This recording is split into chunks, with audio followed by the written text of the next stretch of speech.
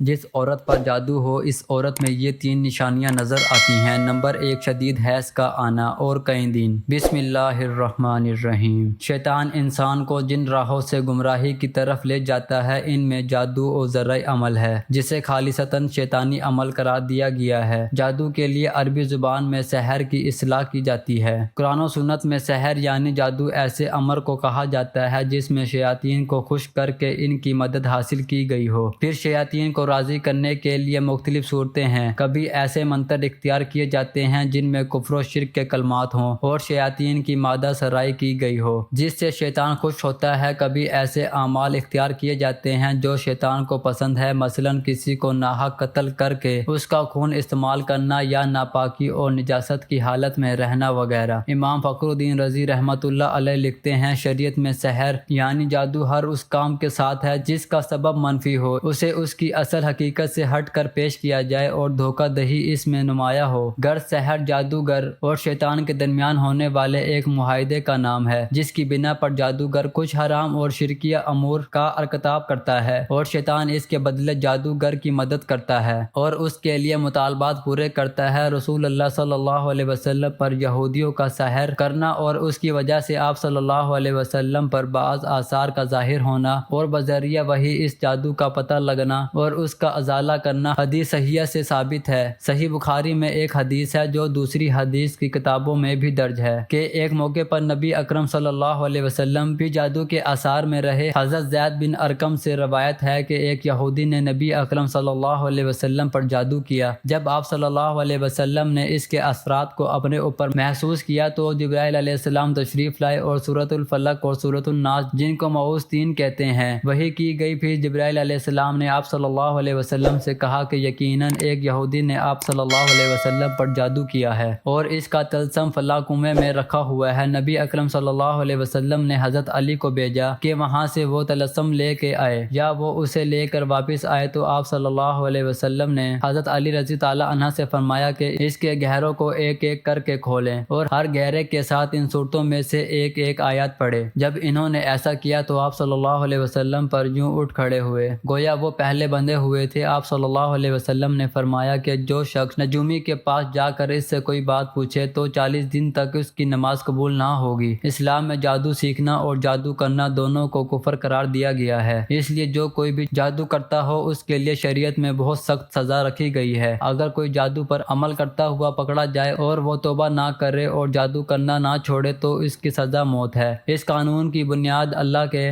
رسول صلی اللہ علیہ وسلم کی یہ حدیث ہے جس کی راوی حضرت جندب ابن کعب رضی اللہ عنہ ہے کہ نبی اکرم صلی اللہ علیہ وسلم نے فرمایا، جادوگر کے لیے مقرر کردہ سزا یہ ہے کہ اسے تلوار سے قتل کر دیا جائے۔ اس قانون پر خلفائے راشدین نے سختی سے عمل کیا۔ انسان جادو کی وجہ سے بڑے بڑے خطرات سے دوچار ہو سکتا ہے، اس لیے کسی بھی دل موذتین اور مسنون دعاؤں سے سستی اور کاہلی نہ پڑتی جائے، حتیٰ کہ بعض اوقات انسان کو جادو کے ذریعے قتل کر دیا جاتا ہے۔ کالا جادو کرنے والے ایسے بھی ہوتے ہیں جو جیتے جاگتے انسان کو موت کی نیند سلا دیتے ہیں۔ یہ بات یقینی ہے کہ موت کا ایک وقت مقرر ہے اور وہ اسی وقت مقررہ پر آئے گی، لیکن جس طرح ظاہری طور پر انسان کا قتل ہو جانا سبب کا درجہ رکھتا ہے، اسی طرح جادو کے ذریعے بھی سبب کے درجے میں قتل کیا جا سکتا ہے۔ از روئے شریعت کسی پر جادو کرنا یا کرانا کفر ہے اور اس کا کرنے والا اور کرانے والا دونوں دائرے اسلام سے خارج ہیں۔ اگر کسی مسلمان نے یہ عمل کیا یا کرایا تو اسے چاہیے کہ فوراً اپنے ایمان کی تجدید کرے اور اگر وہ شادی شدہ ہے تو وہ اپنے نکاح کا بھی تجدید کرے۔ مختصر یہ کہ جادو خالصتاً ایک شیطانی عمل ہے جس سے بچنا، دور رہنا اور مکمل اجتناب کرنا ایمان اور شریعت دونوں کا بنیادی تقاضا ہے۔ جادو جب بھی کسی انسان پر ہوتا ہے تو اس کی واضح علامت ہوتی ہے، بہت کم ہی ایسا ہوتا ہے کہ کسی پر جادو ہو اور اس میں کوئی علامت بھی نہ پائی جائے۔ یاد رہے کہ یہ علامت بکثرت بار بار ظاہر ہوتی ہے۔ جادو کی علامت ہر مرحلے میں مختلف ہوتی ہے۔ نیند میں جادو کی علامت میں سے چند ایک یہ ہیں: نمبر 1، ہوا کا اڑنا، نمبر 2، سمندر پہاڑ دیکھنا، نمبر 3، درندے، شیر، کتا، جنگلی جانور، سانپ، بچھو، چھپکلی، بلی، قربانی کے جانور اور بڑا گوشت دیکھنا، بندر، بیل، اونٹ، خنزیر وغیرہ کو دیکھنا۔ نمبر 4، نیند میں رونا، چیخنا یا ہنسنا، آوازیں دینا، جھٹکے لگنا جیسے کسی نے پکڑ کر ہلایا ہے، کسی کو اپنا پیچھے کرتے ہوئے دیکھنا اور خوفزدہ ہو کر بھاگنا۔ نمبر 5، برہنہ مناظر دیکھنا، یہ کسی کو جنسی زیادتی کرتے محسوس کرنا، ڈراؤنی شکلیں دیکھنا، خود کو بلند جگہ سے گرتا دیکھنا، نیند کا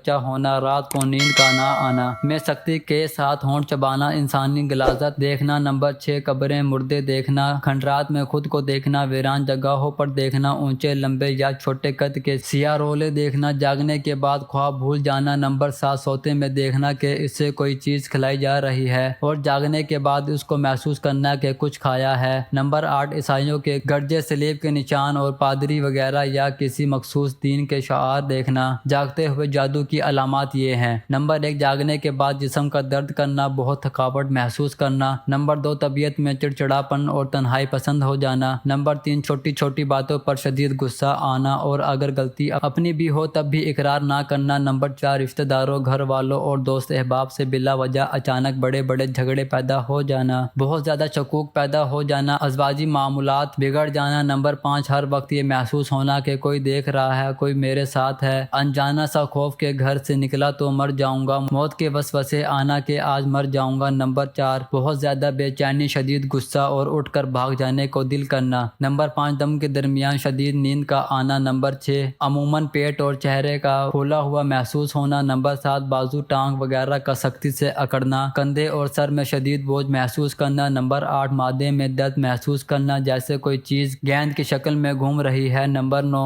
غیر ارادی طور پر تیزی سے حرکات کرنا، جسم کا گرم ہونا۔ نمبر 10 دم کے بعد یوں لگنا کہ کسی نے سارے جسم کی ڈنڈے سے پٹائی کی ہے یا اپنے آپ کو بہت ہلکا پھلکا اور خوشگوار نہ لگنا، بے چین رہنا۔ نمبر 12 ایسا محسوس ہونا کہ کوئی آوازیں دے رہا ہے۔ نمبر 13 جسم میں کٹ لگنا، خون کی چھینٹیں گرنا، جسم پر بال نظر آنا، بالوں اور کپڑوں کا کٹنا، آنکھوں کے سامنے دھاگے، بال، سانپ وغیرہ نظر آنا۔ نمبر 14 بہت سخت بدبو کا محسوس ہونا، منہ سے یا جسم سے، پیٹ میں بہت زیادہ گیس کا ہونا۔ نمبر 15 کاروبار کا اچانک بند ہو جانا۔ نمبر 16 بعض لوگوں کے چہرے برے نظر آنا، ان کے دیکھتے ہی نفرت کے جذبات پیدا ہونا یا کسی ایک شخص کی نہ چاہتے ہوئے بھی بے دام غلامی کرنا۔ نمبر 17 رشتوں کا آنا لیکن بلا سبب بات کا ٹوٹ جانا۔ نمبر 18 ایام میں بے ربطگی ہونا۔ نمبر 19 ایسا محسوس ہونا کہ کسی نے سوئی چبوئی ہے، اس کی تکلیف کا محسوس کرنا یا یوں لگنا جیسے کسی نے سر میں کوئی ٹھنڈی باریک نوکیلی چیز داخل کی ہے۔ اگر مریض جسمانی طور پر بیمار ہو اور ڈاکٹر اس کی بیماری کے بارے میں حتمی رائے نہ دے رہے ہوں، ہر ایک کی رائے مختلف ہو اور ڈاکٹری رپورٹ کلیئر نہ ہو تو یہ بھی جادو کی وضاحت نشانی ہے۔ کبھی مریض میں ان علامات میں سے کوئی علامت بھی نہیں پائی جاتی اور یہ شاذ و نادر ہی ہوتا ہے۔ ایسے شخص کی علامات دوم کے درمیان زیادہ واضح ہوتی ہے۔ ناظرین عورت پر جادو کی کچھ خاص نشانیاں ہیں۔ نمبر 1 شدید حیض کا آنا اور کئی دنوں تک حیض کا بند نہ ہونا۔ نمبر 2 جسم میں چونٹیاں چلتی محسوس ہونا۔ نمبر 3 شدت سے رونا یا کہکے لگانے کو دل کرنا۔ نمبر 4 بہت زیادہ بے چینی، شدید غصہ اور اٹھ کر بھاگ جانے کو دل کرنا۔ اگر آپ میں ان میں سے کوئی بھی علامت پائی جائے تو آپ ہر وقت ظاہری اور باطنی طہارت کا خیال رکھیں، قرآن مجید کی تلاوت، مسنون اذکار اور دعاؤں کا اہتمام کریں، خصوصاً آیت الکرسی، سورۃ الفلق اور سورۃ الناس شام کم از کم 3 مرتبہ پڑھنے کا معمول بنائیں۔ دن بھر کثرت سے پڑھیں تو یہ مزید بہتر ہوگا۔ واضح رہے کہ جس عورت میں یہ علامات ظاہر ہوں تو